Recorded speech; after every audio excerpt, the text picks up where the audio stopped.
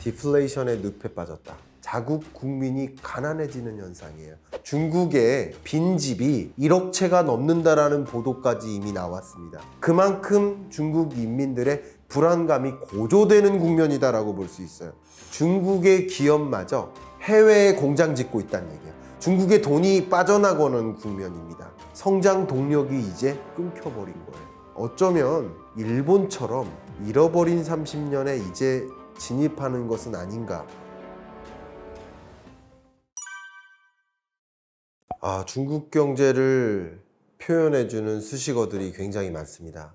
근데 그 수식어들이 대부분 안 좋습니다. 가장 중국 경제를 수식해주는 표현으로서는 디플레이션의 늪에 빠졌다. 또 부채 함정에 빠졌다. 또 내수 경기 침체에 빠졌다. 부동산 경기 침체에 놓여 있다. 중진국 함정에 빠졌다. 이런 여러 상황에 봉착해 있다 보니 이들을 극복하기 위해서 적극적인 금리 인하와 또 적극적인 재정 정책을 펼치는데 그래도 말을 듣지 않는다. 이른바 유동성 함정에 빠졌다. 이 중국 경제를 총체적으로 한마디로 설명해 준다면 유동성 함정에 빠졌다라고 말씀드리겠습니다. 그러면 일단 중국 경제를 진단하려면 물가 상황을 봐야 됩니다. 중국 경제가 호황이라고 한다면 중국의 물가 상승률은 높게 나타날 겁니다. 반대로 중국 경기가 안 좋다라고 한다면 물가 상승률이 높을 수가 없어요. 근데 중국의 물가 상승률 그래프를 보시면 일단 PPI, 생산자 물가 상승률을 빨간색을 보시면요. 이게 소위 도매 물가나 아니면 공장 가격이라고 생각하시면 좋아요. 이 물가가 계속 22년 중반 이래로 마이너스 행보만 보입니다. 그럼 생산자 물가가 마이너스면 소비자 물가가 당분간 강한 플러스를 가져가기가 어렵습니다. 선행지표격입니다. 결국 우리가 봐야 되는 건 소비자 물가 상승률인데요. 소비자 물가 상승률이 연내에 마이너스도 여러 차례 경험하다가 계속 제로 물가 상승률을 기록하고 있습니다. 이런 것을 디플레이션의 취약한 구조에 놓인 게 아닌가. 물론 이 소비자 물가 상승률이 마이너스를 1년 연속 기록한다면 디플레이션이라고 진단할 수도 있어요. 그런데 이 부분은 조금 조심스럽지만 한국 경제 입장에서 중국 경제를 그대로 들여다보면 안 됩니다. 한국 경제는 목표 물가가 2%예요. 미국도 2%예요. 그럼 2%인 나라에서 0% 물가 상승률을 기록하면 차이값이 2%포인트죠. 근데 중국의 목표 물가는 3.5%입니다. 3.5%가 중국 정부가 목표로 하는 물가 상승률인데 3.5%랑 0%랑 차이값을 계산하면 3.5%포인트죠.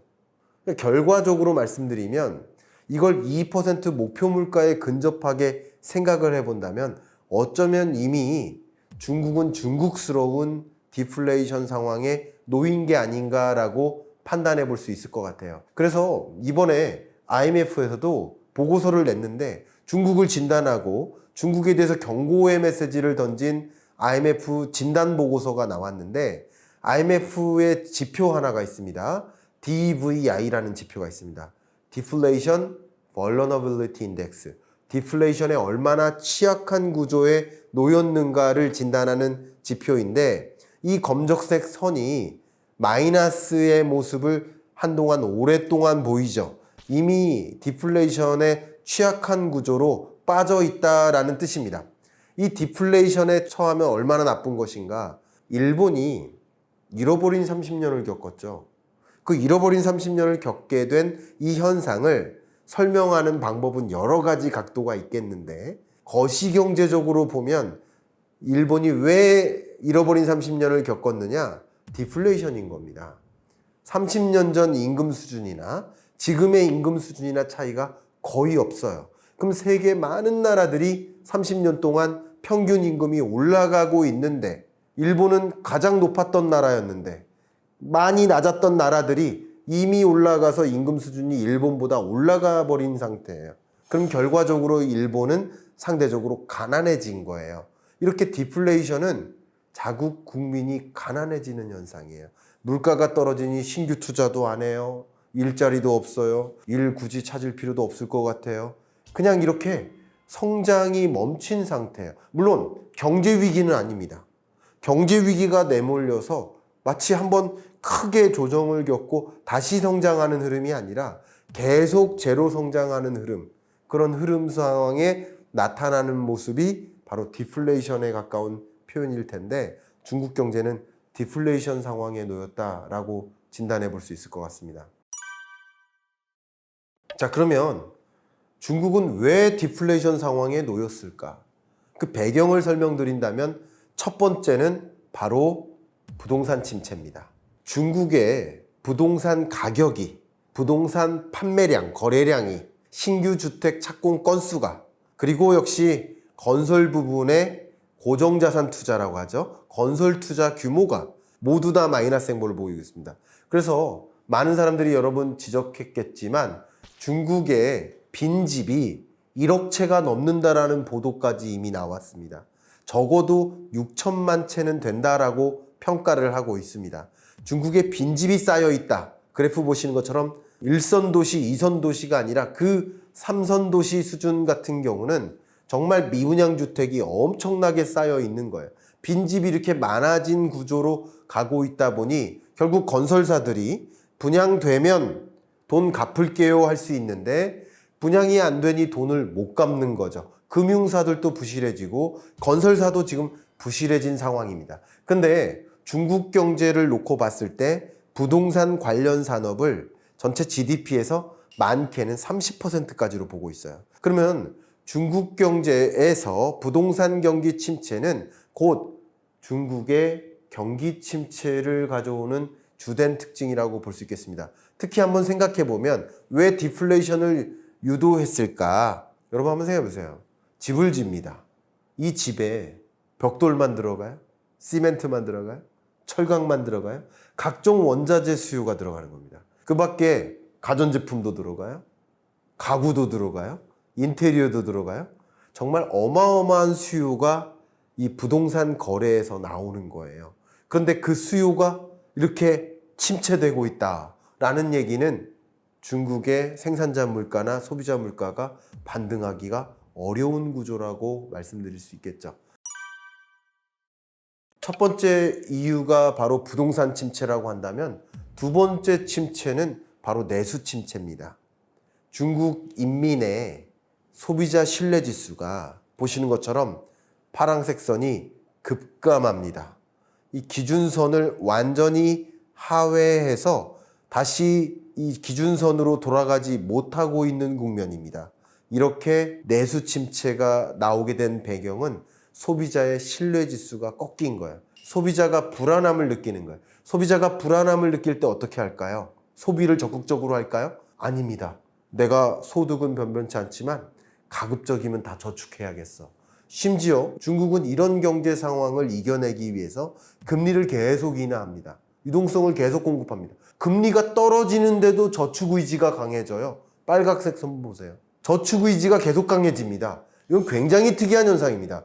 금리가 올라갈 때 저축 의지가 강해지는 게 아니라 금리가 떨어지는데도 저축 의지가 강해진다는 것은 그만큼 중국 인민들의 불안감이 고조되는 국면이다라고 볼 수 있어요. 이렇게 내수 침체가 이루어집니다. 근데 우리나라에서도 유사하지만 중국 경제 같은 경우 전체 GDP에서 내수 소비가 한 55% 정도 차지합니다. 내수가 이렇게 둔화되고 침체된다는 얘기는 결과적으로 총 수요가 둔화된다는 거죠. 앞에 말씀드렸던 건설 부문의 수요가 둔화되고 가계의 소비가 둔화되는 겁니다. 여기에 한 가지 더 보탠다면 바로 해외 직접 투자 유출이 일어나고 있습니다. 이게 무슨 뜻이냐? 세계 많은 기업들이 중국에서 공장을 짓고 중국에 투자하고 거기서 생산해서 우리 미국으로 가져가야지 하는 방식으로 기업 경영을 해왔었는데 이제 해외 직접 투자 순유입액이 마이너스로 바뀝니다. 검정색 선이 0을 밑돕니다. 계속 마이너스 증가율이에요. 이게 무슨 뜻이냐? 중국의 기업마저 해외에 공장 짓고 있다는 얘기예요. 중국의 기업이 떠나고 중국의 돈이 빠져나가는 국면입니다. 그런 것들이 결국은 총수요를 둔화시키는 배경이 되고 있습니다. 여기에 한 가지 더하면 바로 부채의 늪도 한 가지 작용을 하고 있다고 볼 수 있겠습니다. 중국의 정부 부채가 있어요. 가계 부채도 있고요. 기업 부채도 있습니다. 그러나 이 부채가 다 문제긴 문제인데 그 중에서도 중국의 정부 부채가 특히 심각합니다. 정부 부채 문제를 쪼개보면요. 중국의 정부에는 중앙정부 부채가 있어요. 그리고 지방정부 부채가 있겠죠. 지방정부 부채 중에 LGFB라는 게 있습니다. LGFB는 Local Government라는 뜻입니다. LG가. 그리고 Financial Vehicle. 이게 무슨 뜻이냐? LGFB라는 쉽게 말하면 공사 같은 걸 만들어요. 은행, 내가 이 공사한테 담보해 줄 테니까 은행, 얘한테도 돈 좀 빌려줘. 내가 담보해 줄게. 지자체가 여기다가 담보해 줄 테니까 돈 빌려줘. 이겁니다. 그러면 이 LGFB는 그 돈을 가지고 인프라 사업을 벌리는 거예요. 또 건설을 진행하는 거예요. 근데 인프라를 건설했어요. 다리를 놓았어요. 댐을 지었어요. 도로를 확장했어요. 근데 그것을 확장하는데 돈은 빌려다 썼는데 건물도 짓고 상업용 건물도 짓고 아파트도 지었어요. 그런데 이 LGFB가 수익성이 안 나와요. 그러면 돈을 못 갚아요. 지방정부 입장에서 흔들리는 거예요. 중앙정부 입장에서 흔들리는 지자체들을 보니까 특히 12개 시도들을 꼭 꼬집어서 너네 이제 지방정부 부채 통제해. 그럼 무슨 얘기예요? 인프라 투자 더 하지 말라는 뜻이에요. 이걸 좀 설명드릴게요. 중요합니다. 말씀드려보면 중국은 목표 성장률을 제시합니다. 우리나라만 해도 경제 성장률 전망치를 발표하죠. 미국도 경제 성장률 전망치를 발표해요. 전망치가 아니라 중국은 목표치예요. 그러면 중앙정부에서 목표치 5%를 딱 찍어 놓으면 중앙정부는 얼마만큼 경제 규모를 키우기 위해 노력하면 돼요. 지방정부들도 이제 할당하는 거죠. 야, 너 1 생산해. 너 2 생산해. 너 3 생산해. 그러면 작년에 5 생산했어? 이번에 그러면 6 생산하면 우리 5% 이룰 수 있어. 산수적으로 계산할 수 있는 거예요. 그런 식으로 목표 성장률을 딱 제시해 놓고 그 성장률에 맞추기 위해서 지방정부들한테 너 더 생산해. 인프라 건설해. 그럼 우리 성장할 수 있어. 하면서 명령식으로 하달합니다.